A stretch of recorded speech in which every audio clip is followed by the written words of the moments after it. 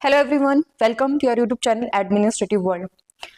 दुनिया में दो तरीके के लोग होते हैं। एक वो जिन्हें किताबें पढ़ना पसंद होता है और दूसरे वो जो शायद किताबों से बस इतना ही लगाव रखते हैं कि उनका काम निकल जाए।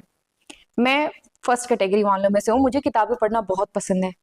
इतना पसंद है कि आई थिंक 2018 या 19 में मुझे बड़ा ये शौक था उस टाइम पे, तो जानने के लिए कि एक्चुअल में किताब को कैसे पढ़ा जाता है। तो मैंने बकायदा इसके लिए भी एक बुक पढ़ी थी, how to read a book. Okay, क्योंकि मुझे लगता था कि मैं जिस भी टेक्स्ट को पढ़ती हूँ मैं उस टेक्स्ट को प्रॉपरली एनालाइज नहीं कर पाती हूँ। ये कमी थी, मुझे लगता था ऐसा। 2018-2019 के आसपास की ये बात है। मैंने गूगल करा, गूगल से मुझे कुछ आइडियाज मिले how to read a book. Then वहीं से मुझे सजेशन मिला था कि अगर आप डेप्थ में जानना चाहते हो कि how to read a book, ये प्रॉपरली इस बारे में बात करती हैं। ये मुझे लगता है मेरे कलेक्शन की सबसे एक अच्छी गाइड जो है, सबसे अच्छी गाइड के तौर पे मैं इस बुक को रिकमेंड करूंगी। मैं दोबारा से इस बुक को, ऐसा नहीं मैंने एक बार में पढ़ी और मुझे सारी इन्फॉर्मेशन इससे मिल गई। एवरी टाइम जब भी मुझे लगे कि हाँ मुझे कुछ जानना है, मैं किसी किताब को अच्छे से नहीं समझ पा रही, कोई नया टास्क मेरे सामने आ रहा है, I always refer this book. इसमें fiction, non fiction, literature, research work, maths, poetry, इन सब के बारे में कि हर एक जो बुक होती है that demands a different approach. हर एक रीडर से एक डिफरेंट अप्रोच की वो डिमांड रखती है। किस तरीके से आप उस बुक को कंप्लीटली मतलब पढ़ सकते हो, उसके बारे में ये बुक है, राइट। तो इतना तो आपको आइडिया हो गया होगा कि जो इंसान ये तक जानने की कोशिश करता है कि how to read a book, थोड़ा सा इंटरेस्ट तो होगा। और इसी इंटरेस्ट को मैं फॉलो करती हूँ कि आई जेन्युइनली बिलीव कि जो फिजिकल फॉर्मेट में जो बुक्स होती हैं ये ज्यादा रिलायबल होती है as compare to the digital format. But मान लीजिए एकदम से टेक्नोलॉजी से दूर भी नहीं हो सकते, टाइम की, रिसोर्सेज की, हर चीज की कमी है, तो हमें भी जो है वो डिजिटल उस पे फॉर्मेट पे रिलाय करना पड़ता है। अब थोड़ा सा टॉपिक से अलग लेके जाती हूँ। I want two point out, हो सकता है मुझे लग रहा हो एक ऐसी मिस्टेक के बारे में आप लोगों को बताना चाहती हूँ, मे बी मेरे अकॉर्डिंग हो वो, बट आई वॉन्ट दैट आपको एक बार फोकस करना चाहिए उस चीज के ऊपर एंड एनालाइज करना कि क्या ये आपके साथ भी ऐसा ही हो रहा है। मैं इग्नू का ये मटेरियल पढ़ रही थी और मैं आप लोगों के साथ ये स्क्रीन पे शेयर भी करूंगी, डेवलपमेंट एडमिनिस्ट्रेशन का। Development administration IGNOU, as you all know, ज्यादातर टाइम अगर आप मुझसे पब्लिक एडमिनिस्ट्रेशन की रिकमेंडेड बुक लिस्ट मांगोगे तो मैं इग्नू का जरूर रिकमेंड करती हूँ कि जहां रेलेवेंट है, अगर रेलेवेंट है और इग्नू प्रोवाइड करा रहा है तो प्लीज इग्नू का मटेरियल आप रेफर करिए। फ्री में अवेलेबल हो जाता है और क्वालिटी वाइज भी बहुत अच्छा है। मैं पढ़ रही थी development administration concept and meaning, and मैंने पता नहीं कितनी बार इसको पढ़ा हुआ है। नो डाउट मैंने इग्नू का मटेरियल काफी बार इसको रेफर करा हुआ है।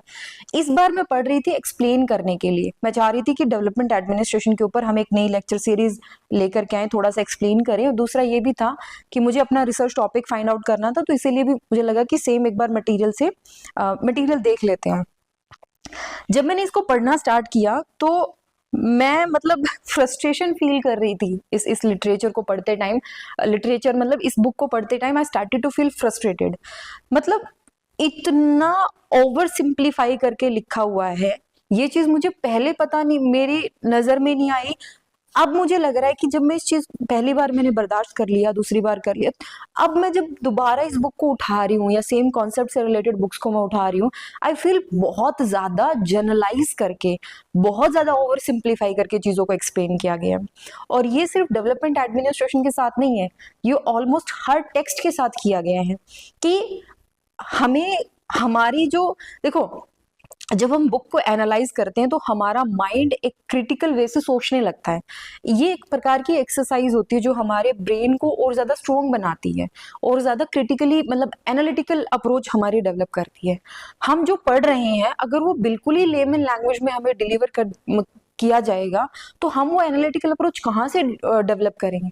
मैं ये नहीं कह रही कि सब कुछ कॉम्प्लेक्स करके बता दो, नहीं, जनरलाइज कर दिया फिर भी ठीक है, पर इतना भी सिंप्लीफाई, ओवर एक्सप्लेनेशन, एक ही पॉइंट को इतनी बार बताया, मतलब सबसे लॉन्गेस्ट मेथड जो हो सकता है ना एक्सप्लेन करने का, किताबें वो यूज कर रही, सबसे लॉन्गेस्ट मेथड जो हो सकता है। और शायद यही वो एक मेन रीजन है कि most of aspirants, most of जो यंगस्टर्स है आज के टाइम पे, वो बुक्स पढ़ना ही नहीं चाहते। ये चीज मैंने फिक्शन में भी फेस करी थी। मुझे लगता था फिक्शन में ऐसा होता है। मैंने कई ऐसे बुक्स पढ़ी जो मैंने किसी के रिकमेंडेशन पे पढ़ तो ली, पढ़ते टाइम मैं एक बर्डन फील कर रही थी कि इसको मैं कैसे खत्म करूं, कैसे मैं इसको फिनिश करूं। सेम चीज जब नॉन फिक्शन में होती है ना, जब आपकी एकेडमिक बुक्स में होती है, तो बड़ा बुरा लगता है, बड़ा अफसोस होता है। इतने इंपॉर्टेंट टॉपिक के साथ जिसको आप मैक्सिमम 2-3 पेज के अंदर जिसको सम अप किया जा सकता था, उसको 12-13 पेज के अंदर खींचना, ये मुझे लगता है कि शायद मैं उन लोगों के इंटेलेक्ट को चैलेंज नहीं कर रही जिन्होंने ये बुक लिखी है। उनके अपने व्यू पॉइंट है, उनकी अपनी एक अप्रोच है एजुकेशन की, उन्होंने शायद अच्छा सोच के लिखा होगा। पर मुझे एज अ रीडर, मैं as a student, as a reader मैं आपको बता रही हूँ कि मुझे ओवर एक्सप्लेनेशन से प्रॉब्लम है। ठीक है, आपने एक्सप्लेन कर दिया और उस एक्सप्लेन करते टाइम आपने 2-4 एग्जाम्पल ले लिए, पर आपको फिर वही वर्ड्स, वही लाइन यूज करके आपको कितना ही डिटेल में एक्सप्लेन करना होगा। इरिटेशन नहीं होती है? फॉर एग्जाम्पल, अगर हम क्लास में हैं, हम एक टीचर से क्वेश्चन पूछते हैं, बहुत बार ऐसा होता है हमें नहीं समझ में आ रहा था, टीचर ने एक्सप्लेन करा 1 बार 2 बार, ठीक है, जस्टिफाइड। अगर वही टीचर उसी चीज को 20 डिफरेंट एग्जाम्पल से एक्सप्लेन करने लगे, आपको समझ आ चुका है, फिर वो 20 तरीके से उसको एक्सप्लेन करने लगे, तो क्या होगा? You started to feel frustrated. Similar बहुत सारी बुक्स के साथ ऐसा हो रहा है, बहुत सारी बुक्स के साथ, कि वो एक तो बहुत ही जनरल लैंग्वेज यूज कर रहे हैं, वो जो एकेडमिक, अब मेगनू के अलावा भी बात कर रही हूँ, कि जो एकेडमिक लैंग्वेज होनी चाहिए ग्रेजुएशन के स्टूडेंट से आप एक्सपेक्ट करते हो, पोस्ट ग्रेजुएशन के स्टूडेंट से जो आप एक्सपेक्ट करते हो, जो वोकेबलरी होनी चाहिए उसकी, वो वोकेबलरी उसकी डेवलप नहीं हो पाती है। ये चीज जब यूपीएससी के एस्पिरेंट्स हमारे पास आते हैं और वो कहते हैं कि मैम, हम जो क्लासेस लेते हैं, हम जो मटेरियल पढ़ते हैं, वो तो ठीक है, पर यूपीएससी जब क्वेश्चन डिजाइन करती है उसकी लैंग्वेज में और हमारी पढ़ी हुई लैंग्वेज में इतना फर्क क्यों आता है? तो मैं उनको एक ही जवाब दे पाती हूँ कि देखो, आप जो पढ़ते हो बहुत जनरलाइज आप पढ़ते हो, आपके कॉन्सेप्ट गलत नहीं है, मैं आपके कॉन्सेप्ट को गलत नहीं बता रही, मैं बता रही हूँ कि जो तरीका आपने अडॉप्ट करा है, हमें इतना सिंपल पढ़ने की आदत हो गई है कि अगर मैं आपको कुछ डिफरेंट टॉपिक दे दूं, कुछ भी चैलेंजिंग टॉपिक दे दूं, तो it will be very difficult. मैं मतलब मैंने ऐसे ऐसे, जैसे in today's class I have to explain the meaning of discretion, और वो मुझे पता है मैंने कितना डिफिकल्ट, मैं खुद को बीइंग अ टीचर मैं खुद को कंट्रोल भी कर रही थी कि ठीक है डिस्क्रिशन ओके, बट आप एक्सपेक्ट करो कि आपने ग्रेजुएशन करी है, ठीक है, ग्रेजुएशन आपकी नॉलेज है, चलो हो सकता है आपको उसका कई ऐसे वर्ड्स होते हैं जिनका हिंदी मीनिंग आपको ना पता हो, बट डिस्क्रिशन का एक बार हमने बता दिया कि आप अपनी स्वेच्छा से कुछ कर रहे हो, अब मुझे इसका भी मीनिंग बताना पड़ रहा है कि एडमिनिस्ट्रेटिव डिस्क्रिशन फिर क्या होता है, कि एक एडमिनिस्ट्रेटर अपनी मन मर्जी का जब करने लगता है, उसको कुछ पावर दी जाती है to handle the situation, but जो वो पावर का मिसयूज करने लगेगा तो that can create a problem. इतनी सी बात थी, इस बात को एक्सप्लेन करने के लिए मुझे अगर 10-15 लाइन यूज करनी पड़ रही हैं, तो that is over explanation which I generally don't like. देखो, टीचर बहुत बाद में हूं मैं पहले पब्लिक एडमिनिस्ट्रेशन की स्टूडेंट हूँ, और मेरे अपने इंटरेस्ट हैं, कुछ एरियाज हैं जो मुझे पसंद आते हैं, कुछ एरियाज जो जिनके साथ मतलब मुझे नहीं पसंद आते, कुछ एरियाज, तो एरियाज जो मुझे पसंद नहीं है मैं उनको शायद पढ़ाते टाइम इतनी कंफर्टेबल फील ना करूं। Then I started to realise today itself, I started to realise कि ऐसा हो क्यों रहा है, मैं इस चीज से इतना फ्रस्ट्रेटेड क्यों हो रही हूँ। देन आई रियलाइज कि प्रॉब्लम है ओवर एक्सप्लेनेशन में, ओवर सिंप्लिसिटी में। कहते ना, अति हर चीज की बुरी होती है, और अति जब आपकी लैंग्वेज में, आपके इसमें नजर आने लगती है ना, तब प्रॉब्लम आती है। पता है आप लोग पॉइंट आउट कब करते हो? UPSC demands preciseness in your language, very preciseness, comprehensive हो, यानी बात का पूरा मतलब निकले, लेकिन प्रिसाइज हो, कम शब्दों का यूज किया जाए। हम क्या करते हैं, हम हमारे बुक्स के थ्रू, हम यही बुक्स रेफर करते हैं, हम अपनी बुक्स के थ्रू उसी बात को कहने का सबसे लॉन्गेस्ट तरीका जो हो सकता है ना, हम वो चूज करते हैं। अब आप मुझे बताइए कि ऐसे टेक्स्ट पढ़ करके, ऐसे बुक्स पढ़ करके आप कैसे वो कंसाइज मेथड आप डेवलप कर पाओगे अपनी लैंग्वेज में? डिफिकल्ट होगा ना, यही प्रॉब्लम है। इसका सॉल्यूशन अब जैसे मैं एक एग्जांपल से देती हूँ आपको, कितना बताना था कि रोल ऑफ गवर्नमेंट चेंज हो रहा है क्योंकि वेलफेयर ओरिएंटेशन है, ग्लोबलाइजेशन कंसर्न है, टेक्नोलॉजिकल कंसर्न है, समझ में आ गया?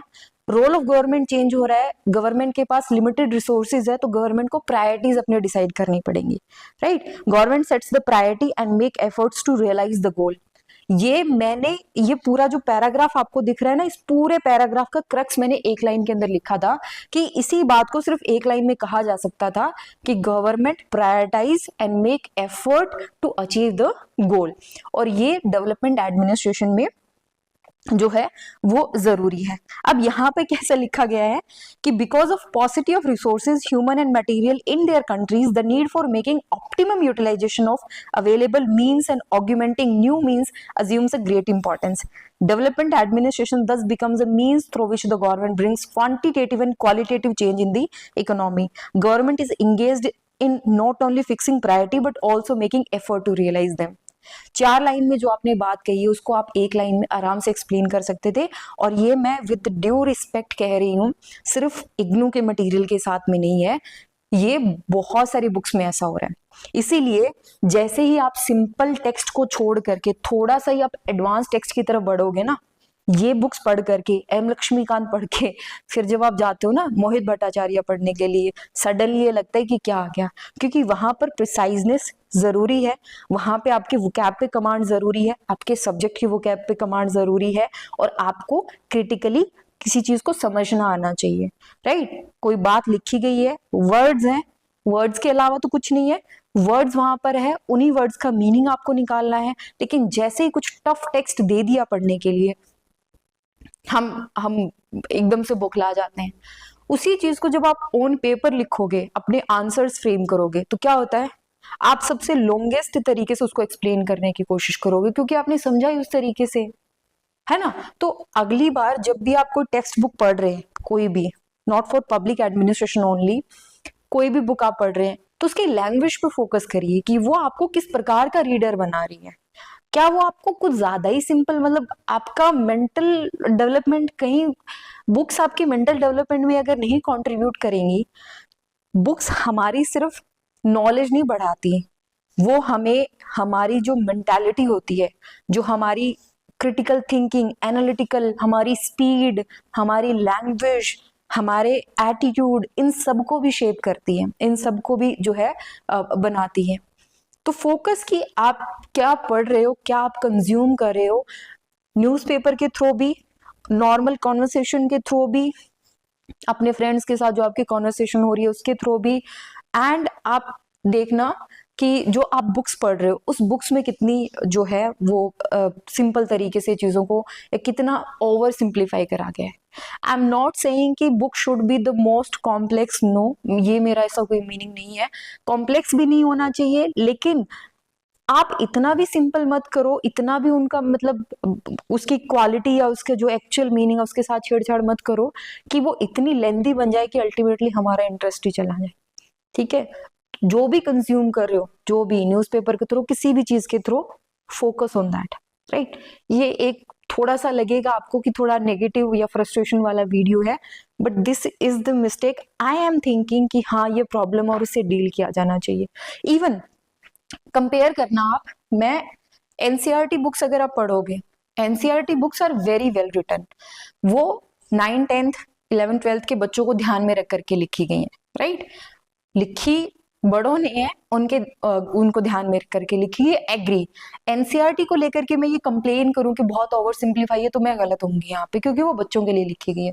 But graduation books, post graduation books, वो अगर सिंपल होंगी तो फिर जब हमें एक्चुअल रिसर्च पढ़नी पड़ेगी, जब हमें एक्चुअल कुछ ढंग का पढ़ने को मिलेगा, हम तो कर ही नहीं पाएंगे।